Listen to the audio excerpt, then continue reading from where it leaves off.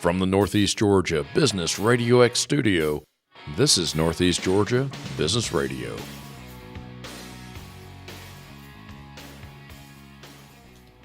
Welcome back, folks, to another exciting edition of Northeast Georgia Business Radio. I'm your host, Tom Sheldon, and we're coming to you live from the beautiful Empower College and Career Center of Jackson County.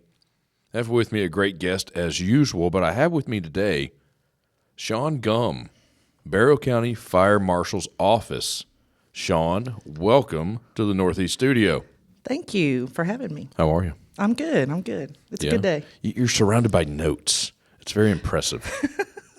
I want to make sure I get everything right. Oh, you will. I mean, I can talk off the top of my head all day long. That's perfect. I'm trying to stay on point here. No, and you are. Now, you are a lieutenant. You are Lieutenant Gum. Yes. I don't want to undermine that. I apologize. No, that's okay. The Fire Marshal's office, you have very important things you must do, I would imagine. That's correct. You're keeping people safe. Well, I've trying to anyway. Saw a little saying one time, and it's kind of true. I may have saved your life, and you don't know it. Yeah, that's probably true. Yeah. Yeah. So it's very interesting. There's no 2 days are the same, and my job in the Fire Marshal's office encompasses a lot of facets. I can imagine. Of fire and life safety. It's all in the fire and life safety lump. But you do a lot with education. I do. And you're building that up, shall we say? Something like that. I am trying, yes. Oh, I hear you doing it. I've got a great team. Yeah, I've got a lot of buy-in, a lot of people listening, and I like that. Well, we lean business here at Northeast Georgia, Business RadioX. Fire safety at work. Yep. I mean, hey, we're always reminded, always change your battery in your smoke detector at the house, right? Yep. Daylight savings or whenever. I do it during the Super Bowl. Okay. Super Bowl happens every year, Hey, and I'm not going to miss that. If that's what reminds you to do it. Isn't that crazy? But that is true. I've been doing it for decades.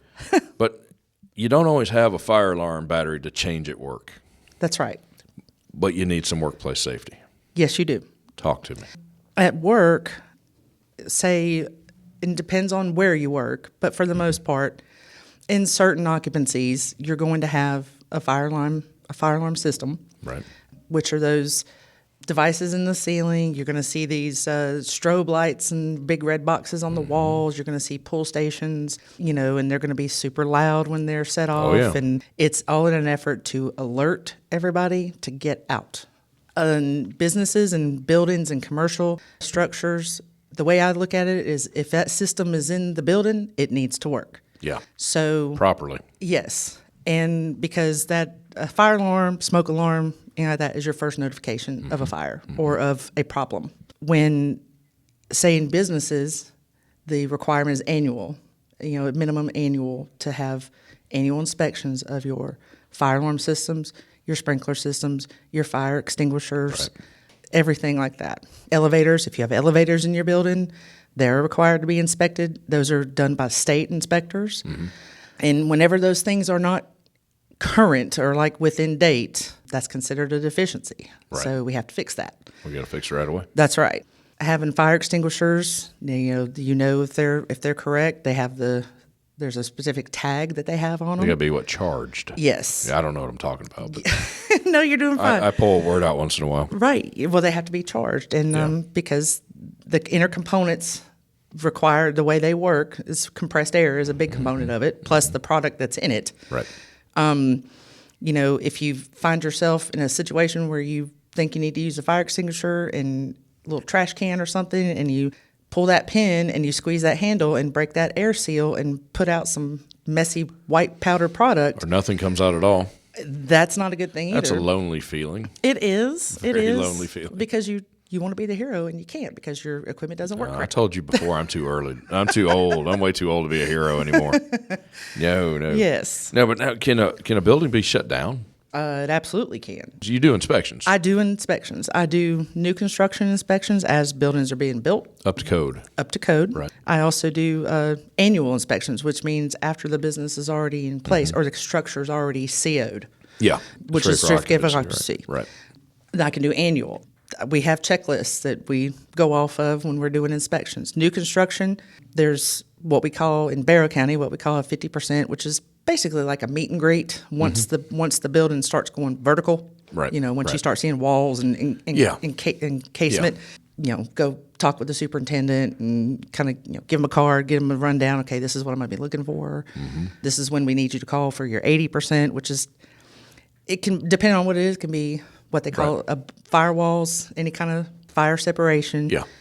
Above ceilings before they put the ceiling tiles up or before they put the sheetrock up and close everything up there. I need to see how it's all laid out first. Right. I need to make sure things are in the right place. And then your final inspection, the 100%, when everything's done and ready to go, we have all the trades there. We test all the systems to make sure they're going to work the way they're supposed to and how they're supposed to. And if everything's working and in good order, then sign off on it. Okay, move in. And then the CEO comes eventually Yes. after all that. Our office does the fire marshal, Right. fire and life safety part Your of end it. of it, yeah. There's also other building inspectors Oh, yeah. for Oh, yeah. wherever you're at, Browsington, anything like that. Yeah, the codes for that area. Correct. Oh, yeah. You can shut construction areas down, can you not? Yeah. As Yeah. long as the intent of the fire code, that course. specific code is met, Yeah. that's all we need. We need the intent of the code is met. That means it's what's required, and as long as we're meeting that intent, if there's been something that we've addressed and we have to keep addressing it, Yeah. then That's a problem. we're like, okay, That becomes a problem. then we're gonna stop doing this work until we get this part Yeah, fixed. let's figure this out first. Yes. No, yes. I'm with you on that. And that can encompass not just building, that also can include fire department access. I mean, if we got people on a job site, I never thought about that. well, if we got people on a job site Yeah. and something happens and they need medical, they need EMS, or they need fire department, You got to get something big in there. Yeah. we got to be able to get a fire engine or a ladder truck or an ambulance in there, and the personnel has to be able to get to where they need to go without traversing a mud hole or things like that. So we have to make sure that the fire department has access to the job site as well. Oh, wow. See, I never thought about stuff like that. That's why we have you. I'm glad we have you. Yeah, I mean, the fire marshal's office gets a very bad rap in the commercial business world. Because you make them do stuff. You horrible people, you. Right, and it's all in the name of fire and life safety as far as protecting property and saving lives. Well, as an American, we get a little complacent once in a while because we have great lives. But I know when I walk into a big box store, a grocery store, whatever it may be, I have a high level of feeling of safety and security. Exactly. And without what you're doing, probably wouldn't be at that point.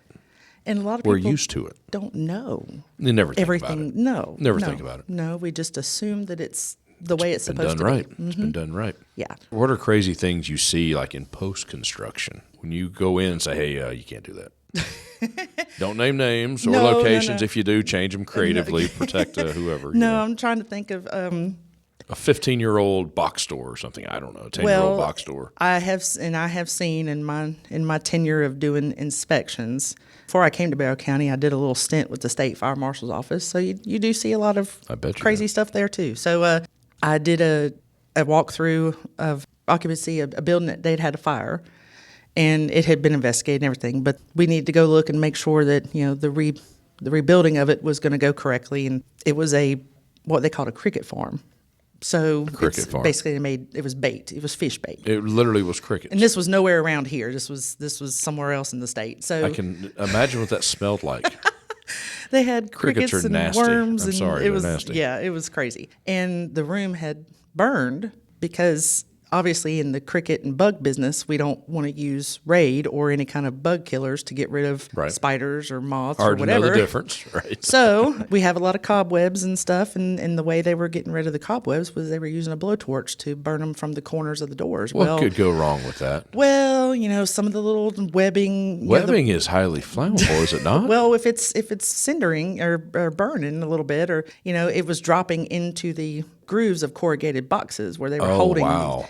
And it smoldered over time and ended up catching the building Wow. on fire. So it's I don't think there's any standards that you could prescribe for that. Well, Just take a blowtorch to the building. Good idea. I mean, it's I get it. I understand the mindset kind of sort of behind that. I don't. You're a very gracious person. I'm learning as we go. I mean, Wow. and I've seen sprinkler systems at buildings where they have been out of service for the last time a inspection was conducted by a sprinkler company. It was probably 10 years prior to my visit. Wow. And if you have a sprinkler system in your building, it has got to work and it has got to be routinely inspected per the sprinkler code, which there's a lot of NFPA, if they hear that at all. That's National Fire Protection Association, and that's where we base our guidelines, our standards. Right. And yeah, that's not a good thing either, because you're walking into your building and you see sprinkler heads and you figure, okay, if something feel goes safe. down, we're going to get sprinkled. No, there may not have been water on the system. They may not have been, it could have been corroded. It was anything. But Don't they get painted over the heads? Well, that sometimes messes them they up, do. doesn't it? Yeah. Yeah. If you look at a sprinkler randomly, which I get paid to do that, I so can't see that high up in the air I'm anymore. always looking up. My friends don't like going out to dinner with me much anymore because I'm always looking. That one's not right. Don't sit there. No. We want to sit over here. Yeah. I Lovely. mean, your sprinkler heads, they have multicolored bulbs. Sometimes there's like a little glass, bulb in there, and that's a temperature rating. Yeah. If it gets hot enough, it busts and Right. water comes out. And that's kind of what you want to happen if you needs need to. it, right? So, same thing with another big thing I see a lot of is blocking of exits. Really? No, that's scary. That's not funny. Well, you'll see it in your convenience stores a lot. Yeah. And you can look anywhere in the state, anywhere. Yeah. They're trying to keep people out, Yeah. especially like back doors and stuff like that. But, you got cases of product sitting back there that have been delivered that haven't been put up yet, but it still might be right there at the back door. Bars over back doors that are supposed to be exits. I get a lot of questions when I'm at certain like repair shops or any buildings and warehouses that may have roll-up doors. Right. Oh, well, I have that door right there. It always stays open. Well, in my mind and in that mode of inspections, the only doors I'm concerned about is the ones that have the bright red sign above it that says Right. exit. When there's no power. If it's a marked exit, that has got to stay clear. Right. I look at electrical panels, your panel boxes. There's a reason why those are in metal cases. Yeah. And they have a metal door. Right. And there's a reason why we don't allow storage of combustibles, like especially in some of your businesses. Cardboard boxes. Cardboard boxes, paper. Because what if something in that panel box starts arcing and throwing sparks? Throws a spark. Obviously, when this is your job, you pay a lot of attention to that stuff. I bet it jumps out at you. It does, but it didn't before I started Right.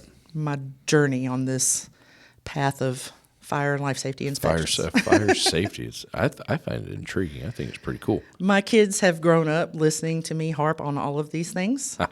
But the good thing is now that they're grown, they actually spread the word to their friends. That's cool. So, it works. That is very cool. Shawne, we're going to take a real quick break. Okay. And we're going to start talking about some of the education that you do. All right. Is that going to be good? That's good. It's going to be awesome. Let's do it. Folks, we will be right back. One of our great community partners is Leather and Lace Coffee and Company. They specialize in barrel-aged coffee beans. Actually, Leather and Lace artisan roasts all their coffees.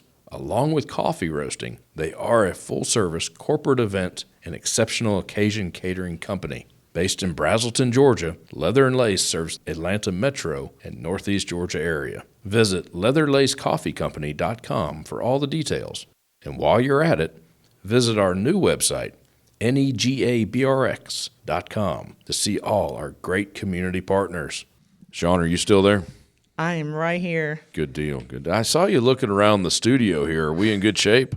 We are in good shape. I do notice that you do not have sprinklers in here. I don't. Yes, we are in good shape. But I do know where my exits are. So, We have two well marked. yes.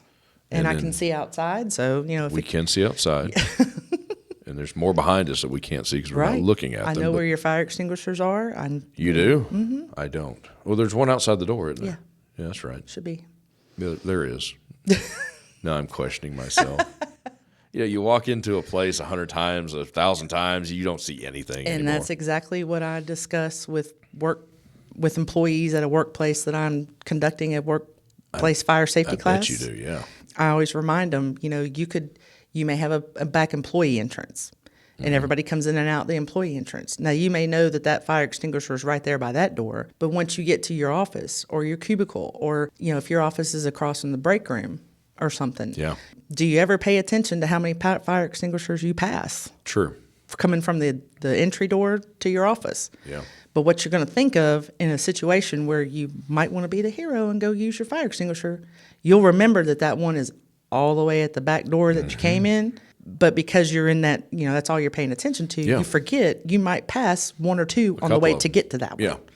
I can So see that just happening. kind of in your walk around your office or your building or your, just kind of look around and see where everything is. Just familiarize yourself with the rest of the building besides the main path you take to and from. Do you suggest putting a plan together? Absolutely. An escape plan. That sounds Yes. really cool. Am Yes. I hitting that right? Yes, because we Wow. definitely call I'm on a roll. We call them home escape plans, especially. That's part of NFPA messaging. We talk those home escape plans. Definitely need to have something like that in place at home and work. There are certain occupancies and certain employers that require fire drills to have fire. I would recommend having a fire drill at the minimum annually. I know. Think about schools. Schools have to have them every month. Yeah. Constantly. And they have to document that they've had them. Oh, yeah. They have to document how long, what the time it was that the alarm was set off, at the time that they cleared the building, and at the time they came back in. They have to document how long that actually takes. Right. In certain occupancies and certain buildings, touching back a little bit about the inspection process, certain occupancies are required to be built by using particular building materials. Sure.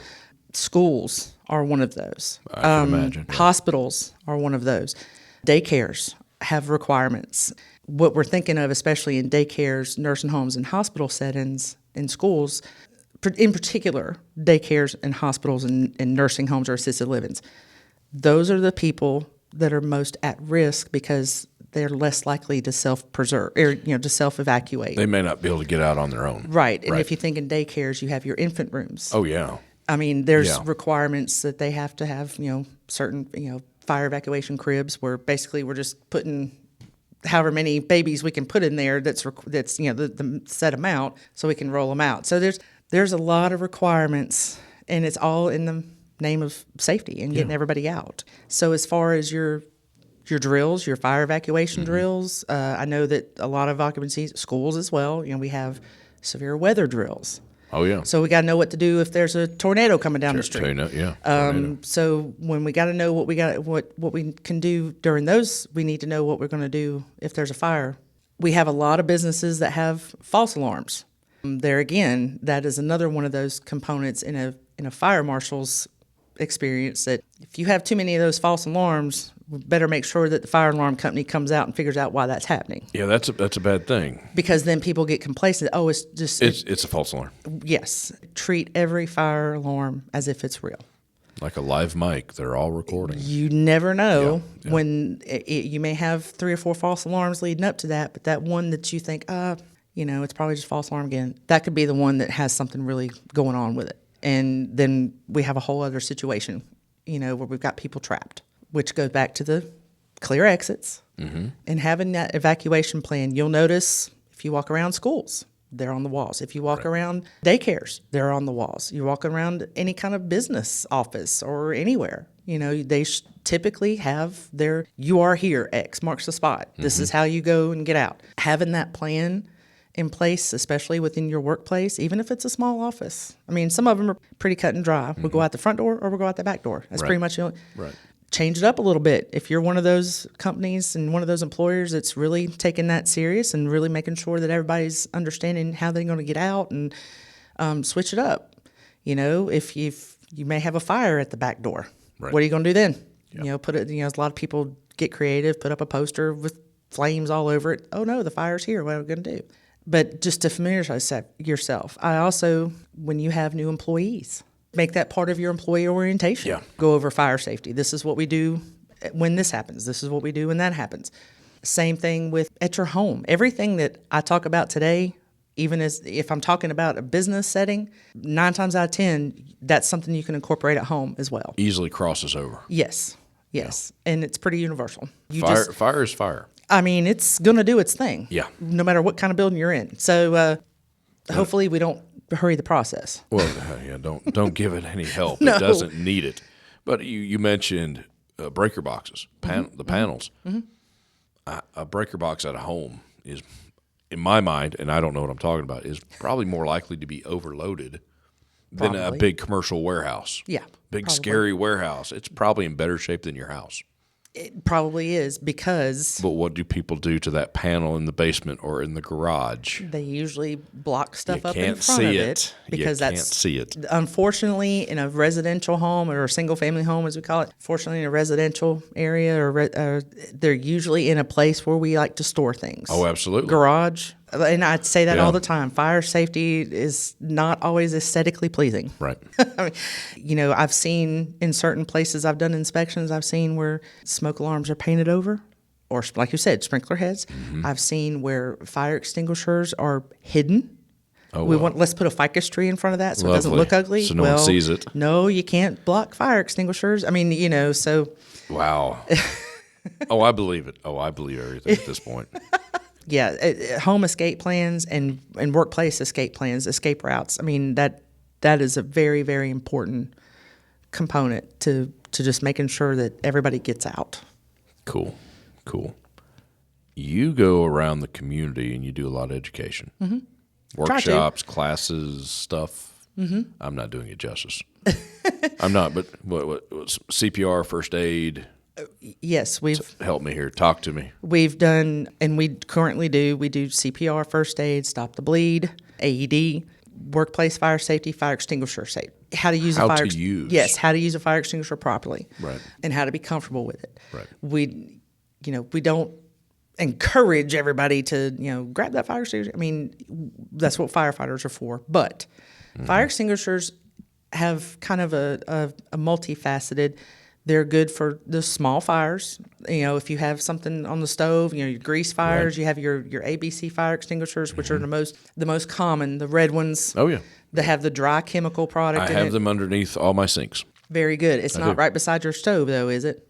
At least it's maybe six or maybe 6 feet away. Exactly. That's Stoves here. right. I'm making motions with my hand. That's a great podcast thing. But it's right there in the kitchen. Okay, that's I good. could fall down and get it. Okay. Literally. That's good. I have Yeah. seen where they have somebody will have a fire. Oh, I have a fire extinguisher, but it's in the pan cabinet right next to the oven. Well, that's a little close. Let's keep it Yeah. maybe in the pantry. So you want it a little farther away. we do, and you want because Away from the fire so you can get it. exactly, or so you don't catch any of your clothing or anything on you on fire trying to grab it. Makes sense. Yeah. Remember Mrs. Doubtfire? When she I reached never over. saw that movie. I know what you're talking about. I never saw that movie. we talk about not wearing loose clothing when you're cooking, Right. Especially if you have a gas top stove, because obviously we know that's an open flame. It's a flame. But we talk about cooking safety. As a matter of fact, I know we're going all over the place. I love it. This is good. Cooking safety, fire left on the stove is the number one cause of house fires and injuries. I believe that. We forget. I also do the social media content and handle the administrator of our Facebook page. We have Instagram page, and I do put out a lot of PSAs about that. A lot of cooking safety PSAs because, like I said, that is the number one cause of house fires. Right. If you have to walk away from your cooking, turn it off. Take a spatula with you, something to remind you that you've got something cooking on the stove. That's a good idea. Folks, that's it for part 1 with Lieutenant Gum from the Barrow County Fire Marshal's office. I'm Tom Sheldon. We'll talk to you soon.